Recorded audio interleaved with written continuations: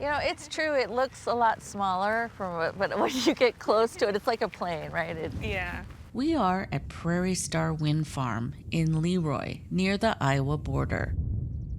Each wind turbine tower is 365 feet tall, and with 61 of them, they're hard to miss. So the wind blows and it turns our generators and the gearbox and all that inside, and the electricity goes down through our cables and out into our transmission lines. They're also fairly quiet. People are concerned that they're going to be really noisy.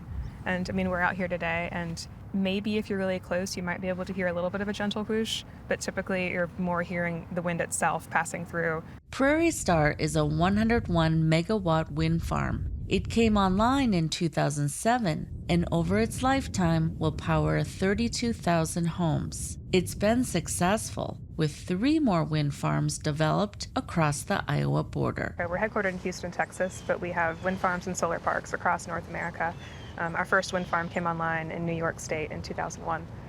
So we've been doing this for a while. We're one of the top 5 renewable energy companies in North America. A recent report puts Minnesota as a national leader in renewable energy. Zero carbon sources generated 54% of Minnesota's power last year, remaining the majority of Minnesota's electricity for the 4th consecutive year.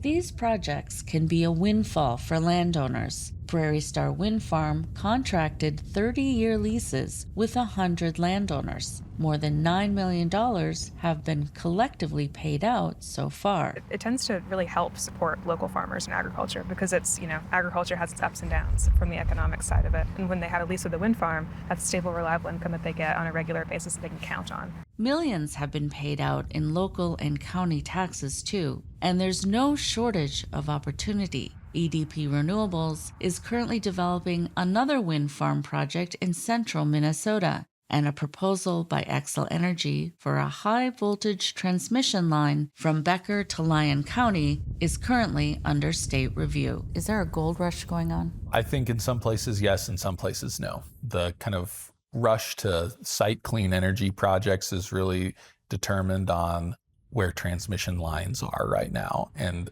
building new transmission lines to get to places. So yes, I think we're going to see an enormous amount of clean energy development over the next several decades. Hutletsted's organization advocates for rural democracy. They support the state's goal of 100% carbon-free electricity by 2040. We should also want to capitalize on it in a way that doesn't just deliver profits to shareholders who may or may not be in Minnesota. We want to make sure that rural communities and Minnesotans are reaping as much of the reward as possible. That could take the form of something called a community benefit plan. It's where rural communities and developers broker benefits beyond land leases and tax payments. Something like direct payments to school programs, improving roads and parks, and having decommission plans for when leases run out. People just want to have